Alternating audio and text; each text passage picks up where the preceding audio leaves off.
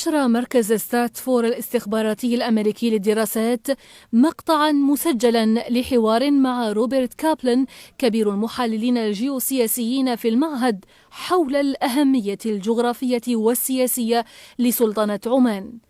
اعتبر كابلن أن عمان تملك العديد من نقاط القوة أهمها احتواؤها لموانئ رئيسية خارج الخليج، وبالتالي فهي ستبقى تعمل حتى في حال ارتفاع الصراعات في الخليج، وهو ما يجعل عمان في الشرق الأوسط أهم من بولندا في أوروبا، والتي تعتبر ثالث أهم دولة في القارة العجوز بعد فرنسا وألمانيا بسبب موقعها الاستراتيجي.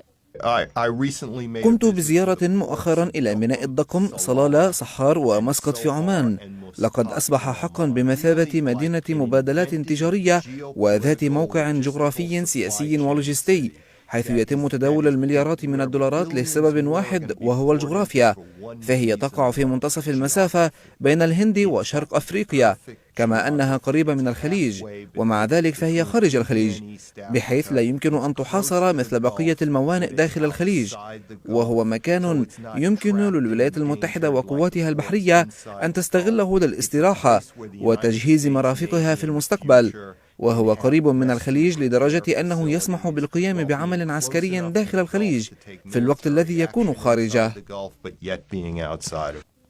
وأضاف كابلن أن أهمية سلطنة عمان لا يقتصر فقط على الموقع الجغرافي، بل أصبحت عمان تلعب دور الوساطة بين السعودية وإيران وبين إيران والولايات المتحدة.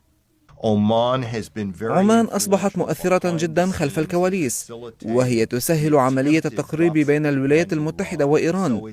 هي واحدة من بين الدول المستقرة جدا، وهي محكومة بشكل جيد بواسطة مؤسسات قوية، كما أن عمان قدمت بهدوء دعما قويا جدا للولايات المتحدة في عملياتها العسكرية في كل من أفغانستان والعراق على مدى العقود الماضية.